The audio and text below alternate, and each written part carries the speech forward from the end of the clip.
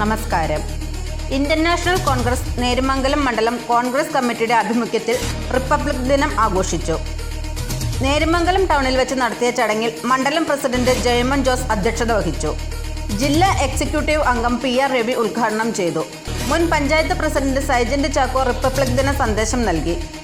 മുതിർന്ന കോൺഗ്രസ് പ്രവർത്തകൻ അലിയാർ AA പതാക ഉയർത്തി. MS റസാഖ്, ജോയി അറക്കക്കുടി, ഷാജി കൂവക്കാട്ടിൽ, സൗമ്യ ശശി, ജിൻസിയ ബിജു, ഷമീർ ചിറങ്ങര, ഫ്രാൻസിസ് ചാക്കോ, ബേസിൽ, ജോയി മറ്റേമാലിൽ തുടങ്ങിയവർ പങ്കെടുത്തു. നമ്മളുടെ ഭരണഘടന കാത്തു സംരക്ഷിച്ച് നമുക്ക് മുന്നോട്ട് കൊണ്ടുപോകാൻ സാധിച്ചിട്ടുണ്ട്. അത് ഓരോ ഭാരതീയൻ്റെയും നേട്ടമായി നമ്മൾ ഈ അവസരത്തിൽ കാണുകയാണ്. രാജ്യത്തിന് മുന്നിൽ അഭിമാനത്തോടെ ഇന്ത്യയുടെ ഭരണഘടന എന്നും നിലനിൽക്കുന്നു എന്നുള്ള സത്യം നമ്മളെല്ലാം ഉത്തേജിപ്പിക്കുകയാണ്.